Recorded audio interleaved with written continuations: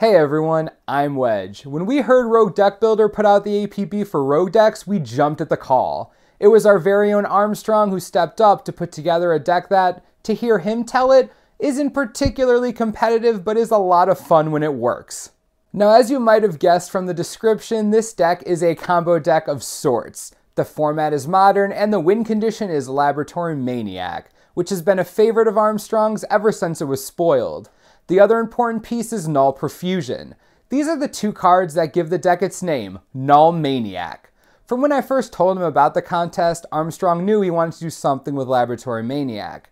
Finding Null Profusion was just the inspiration he needed. So let's break it down. What goes into the rest of the deck? Null Profusion is the planar chaos time-shifted version of Tempest Recycle, meaning it's the same card but with a different name and in a different color, black in this case. Also importantly, Profusion is in Modern and Recycle is not. Here's what Null Profusion does. Like many great black extra draw granting cards, it forces you to skip your draw step. But then whenever you play a card, you draw a card. Pretty sweet, and we can definitely abuse it. The other drawback is that it reduces your maximum hand size to 2. We're going to minimize the risk there by trying to win soon after the Null Profusion hits the table. Preferably that same turn, but nothing's guaranteed. Ideally, we can drop the Profusion, cast our way through the entire library, drop Laboratory Maniac somewhere along the line, and mill ourselves out for the Maniac win. The biggest killer here is that Null Profusion costs 6 mana. That's a lot of mana for our win con, and Modern is much stingier on free mana than its big brother Legacy. So we want to gather up whatever free mana we can find. This is what we wound up going with. 4 Lotus Blooms, because if you get lucky and suspend 2 on turn 1, you can drop your Profusions as early as turn 4, maybe even with some mana to spare. 4 Simian Spirit Guide may not be on color for us, but the fact that they provide us with mana at all is a helpful boost for our more expensive cards. The 4 Mox Opal are significant because they're the only free mana in the deck that we get to actually cast. Exiling cards for suspend or otherwise doesn't trigger Null Profusion. The Opals are going to require us to run some more artifacts, but we'll get to that. We did play around with rituals here, but the fact that you need mana to cast them was a bigger constraint than we expected. We also considered Chrome Mox, but the card disadvantage there is too significant. In order to use Null Profusion how we want to, we need free cards. Mox Opal is one, but we need more. Now, like we said before, Mox Opal demands additional artifacts. Fortunately, that's a fine excuse to add 8 free artifact creatures to the deck, a place at each of Ornithopter and Memnite. Those cards give us some good fuel when Null Profusion hits, and also lets us get Mox Opal mana online pretty consistently. Luckily for us, there are also 2 things that live in the overlap between free cards and things a combo deck wants: card draw and disruption. Gitaxian Probe, while not literally free, can be cast without spending mana, which is what we care about, and it draws us at least 1 card, more if we have a Profusion down already. And Pact of Negation is a free counterspell, so long as we save it for the turn we intend to win. We probably won't have enough stable mana to pay off its upkeep cost, but we shouldn't need to. We'll be using playsets of both the Probe and the Pact. Now, we definitely want a playset of Null Profusion, because we need to be able to draw it consistently. The conundrum that introduces is twofold. We rarely want multiple Null Profusions simply because it's so difficult to cast. But on the other hand, having more outs certainly greases the wheels of our combo.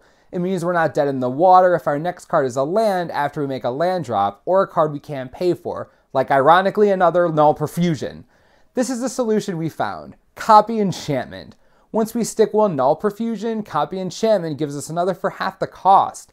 And once we have another Profusion, we're netting cards whenever we play one. The other part of our win condition is Laboratory Maniac, but we decided to roll with just a one of. The way Null Profusion works, we're nearly guaranteed to see the Maniac before we hit bottom. We also have some other cards that can help pad the bottom of the library so that we don't mill ourselves out in the process of reaching the Maniac. The rest of our card draw package consists of a playset each of Serum Visions and Sleight of Hand.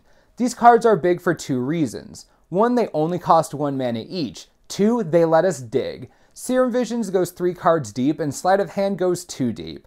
Either of them also lets us toss unwanted cards like extra Null Profusions or lands while we're going off, or anything that lets us ensure we won't mill out before we draw Maniac. We can also use these cards to dig for the Profusion if we haven't drawn one yet.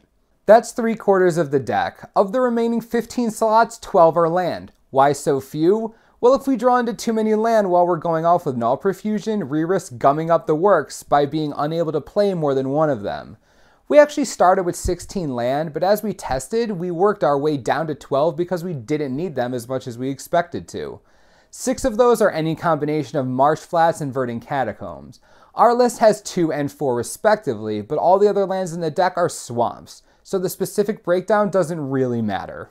Of those 6 swamps, 3 are just basic swamps. The other 3 are Watery Grave. We want the blue mana for Laboratory Maniac, Copy Enchantment, and our cantrips, but we can't get too crazy with shocks in case we need fast mana.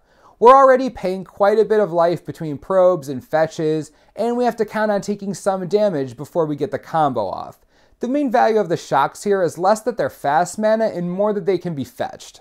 That leaves 3 slots. We filled Raven's Crime into those slots for one reason: Retrace. If we get too many lands backed up into our hand, Retrace gives us an outlet to play a card without having a playable card in hand. Null Profusion only cares whether we play a card. It doesn't care where we play it from.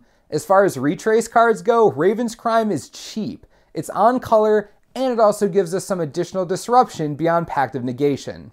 Assuming minimal interference, this deck can go off as early as turn 5 or 6, and after all tweaks were made, it never went off later than turn 8 or 9 in testing. All you have to do until then is survive. The free artifact creatures give you some blockers against aggressive decks, and you can always start whittling down your opponent's hand with Raven's Crime. Being a combo deck and one that wins by milling itself out, it doesn't care much about your opponent's board state. And if you can stick to Profusion, then merely casting cards is enough to get you draws, regardless of whether they resolve. If you save your packs to protect the Laboratory Maniac, you should be in pretty good shape. All that said, this is ultimately a pretty casual deck. We're not expecting it to break the modern meta or win any GPs or anything big like that, but it's certainly an off-the-beaten-path deck, and it wins with Laboratory Maniac, which is always fun. We hope you guys, gals, and Rogue Deck Builder liked our take on modern Laboratory Maniac. This is the Mana Source. I'm Wedge. Thanks for watching, and we'll see you next time.